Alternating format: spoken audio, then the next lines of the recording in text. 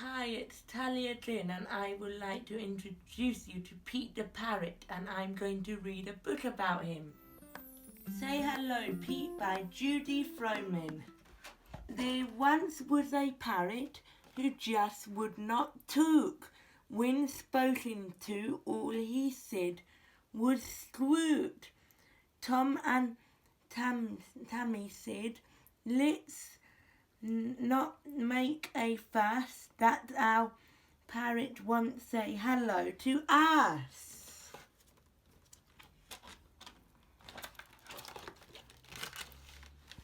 Maybe he can't speak English, so doesn't have a chance. Maybe that's because he comes from France. Bonjour, said Tom. Salut, Tammy tried, but Pete didn't answer and they both sighed.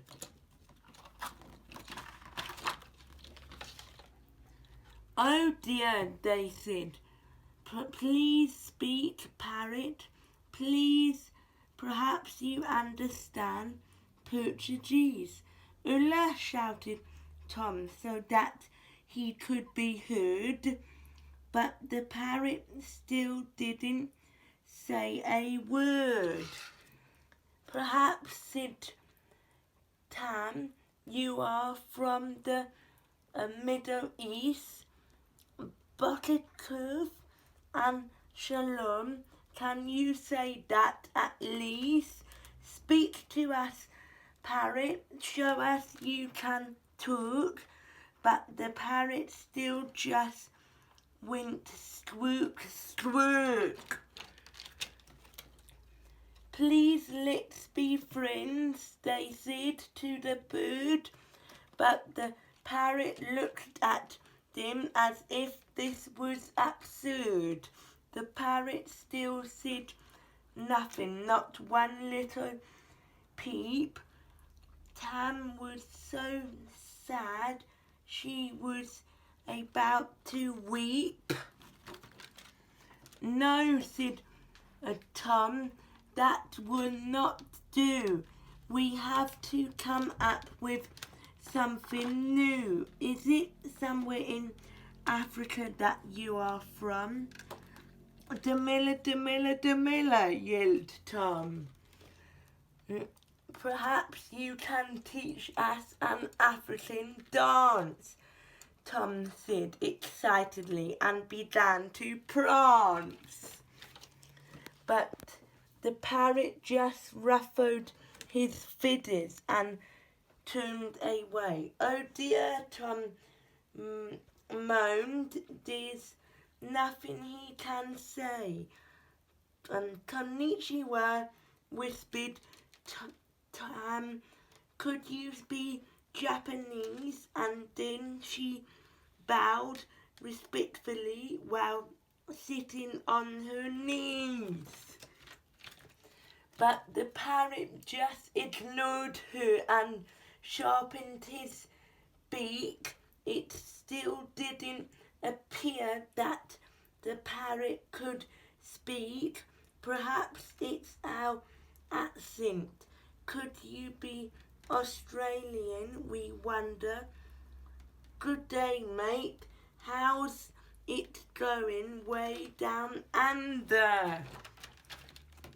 But even though they tried and tried for an age, the parrot just sat there and played in his cage. They had tried to make their parrot talk, but all he did was go squeak, squeak. "Our parrot doesn't talk or tweet or cluck. We really have such rotten luck. It's time we gave our parrot away and find something else that would like to play. We tried to teach him, but there is no way. There really is nothing that he can say." "Oh no," flapped the parrot. What have I done? This really isn't any fun. I have made Tom and Tam think that I cannot talk. They think all I can do is go squawk, squawk. Now they want to send me away when there's such a lot that I can say. I was playing the fool, it was all just a game. Oh dear, this is such a terrible shame. Bonjour, cried the parrot. Hola and shalom too. Demila and konnichiwa to you. I can say all of that and lots more too. Hello, I'm Pete, and how do you do? I want to be your friend, and any language will do. And I promise never again to squeal at you. Please talk to me, kids. Say you will be my friend. I would really hate our rotten luck to end.